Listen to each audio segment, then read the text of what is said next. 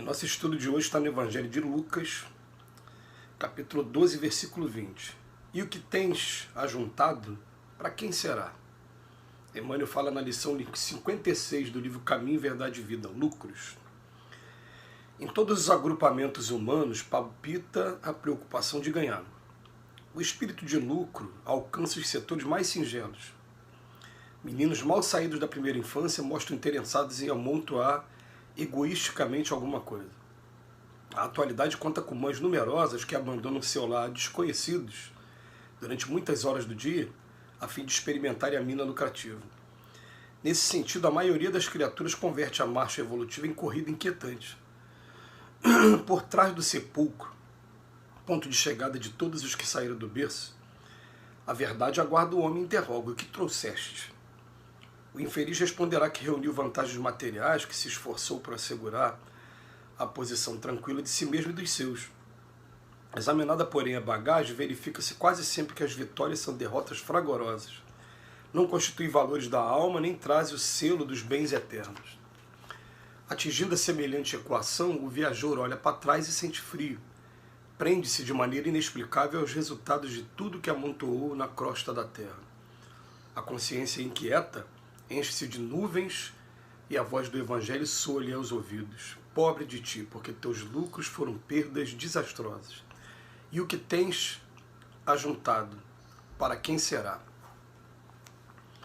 Quando a gente lê uma lição como essa, a primeira coisa que vem sempre na cabeça: então é errado a gente desejar o bem-estar, a gente desejar ter condição melhor, porque realmente a gente até incentiva nos nossos filhos que eles façam aquilo que eles mais amam fazer, porque normalmente os grandes gênios aqui da história da humanidade foram pessoas que se dedicaram a fazer aquilo que mais amavam e por isso chegaram ao ponto de esgotar o seu, ou quase esgotar o seu aprendizado naquilo e são reconhecidos como gênios.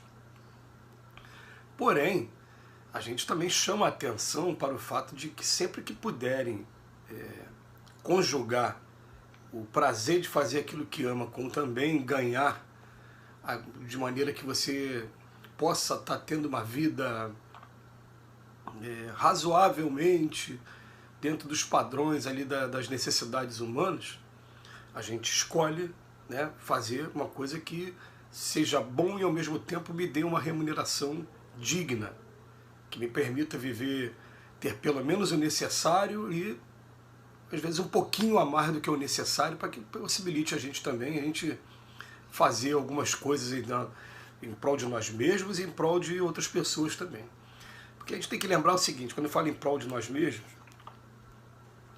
é errado você buscar o bem-estar? No Livro dos Espíritos fala que não, desde que você siga 3 regras. Primeira, não seja em prejuízo de outro, não prejudicando ninguém, que aí você vai ser visitado pela lei de causa e efeito, fica escravo dela. Segundo, que você não se prejudique fisicamente, é o alto prejuízo físico. Muita gente, depois que começa a ter a vantagem dos cofres, acaba se entregando a alguns vícios, alguns comportamentos, da gula, do álcool, enfim, e acabam também comprometendo a saúde física, desde que você também não se comprometa moralmente. Então são 3 regras. Não seja prejudicando ninguém, não prejudique seu corpo físico e nem se prejudique moralmente. O que é prejudicar moralmente? Os vícios aí da avareza, sensualidade, o egoísmo, enfim, a vaidade, esses vícios que vêm em decorrência disso. A gente fala para desde que a gente consiga administrar esses 3, não é errado você buscar o seu bem-estar, não.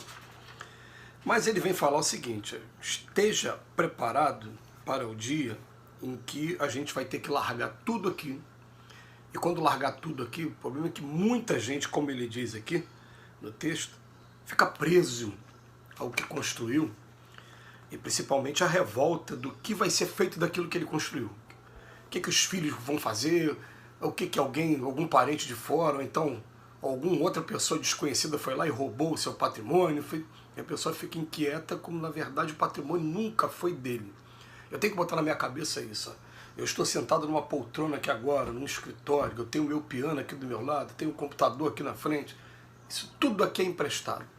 Se tiver que vir embora, isso tudo vai ficar aqui, é claro. Que o meu piano seja doado para alguém que esteja interessado em aprender piano ou não, mas também foi doado para alguém que vai deixar o abandono estragando. Eu não vou poder fazer nada, gente. Eu só tenho uma coisa, uma certeza, eu vou chegar lá do outro lado da vida, tem piano lá. E a gente, pelo estudo da doutrina espírita, fica, eu não vou precisar de maneira alguma de computador lá. Vai ter os recursos lá do outro lado também. Então, quando ele fala assim, o que trouxeste? O que eu posso levar lá para o outro lado? A gente tem batido bastante nisso, né, nos nossos vídeos. Duas coisas a gente vai levar lá para o outro lado. Tudo que você aprendeu intelectualmente.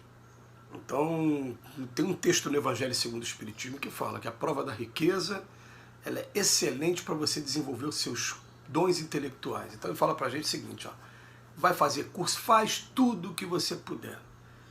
Se puder fazer a pós-graduação, mestrado, doutorado, faz tudo o que você puder, estuda tudo, se especializa naquilo, mas lembrando de uma coisa, aquilo que você está aprendendo é igual o exemplo que Jesus falava.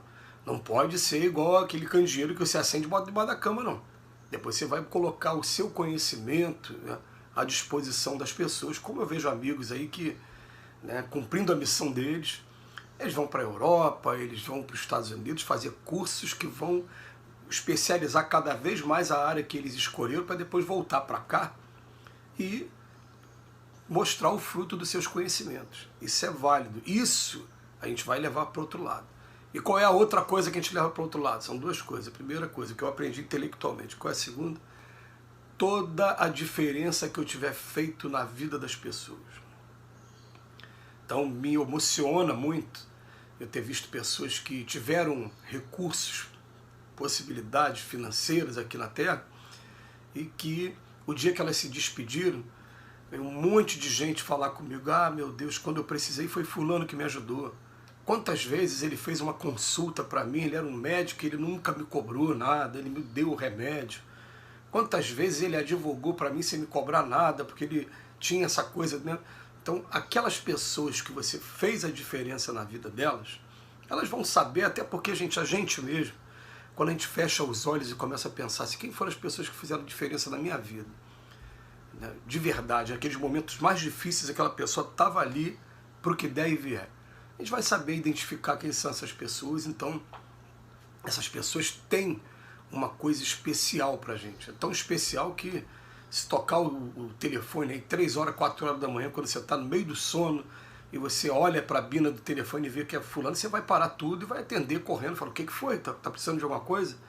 Por quê? Porque a gente se sente nessa obrigação de, aqui na Terra ainda, de uma contraprestação, né, de poder estar retribuindo aquilo que a pessoa fez com a gente. Esse tipo de comportamento eu vou garantir para vocês. Uma vez Leopoldo Machado falou como é que foi a desencarnação dele e disse que quando ele chegou do outro lado, a primeira coisa que ele lembrou foi de alguém falar para ele, Leopoldo, se levanta que você tem força para levantar sozinho. E quando ele olha para o lado, ele abriu aqui na Baixada Fluminense, Nova Iguaçu, na época dele, um lar chamado Lar de Jesus, que recebia não só criança órfã, como também idosos. Era um asilo e também um orfanato. Aqueles idosos que foram tratados lá e que foram para o plano espiritual na frente, fizeram questão de recebê-lo quando ele chegou do outro lado, fazendo uma festa para ele, cortejo para ele. Então, isso, ó, que trouxeste. Ah, gente, eu não vou levar esse lucro todo, não.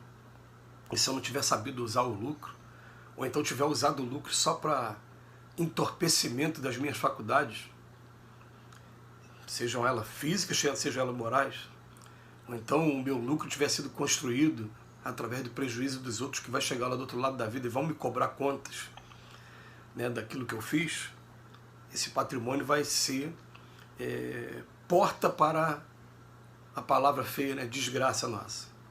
E que vai chamar tanto tempo e tantos anos de reparação, de expiação, até que a gente retorne ao caminho normal mesmo. Então, esses lucros aí, o patrimônio que a gente tem, o dinheiro é muito bom, mas quando a gente sabe usar e quando a gente mostra para ele quem é que controla quem é que manda aqui. Eu sou espírito, eu tenho que ter o controle sobre isso.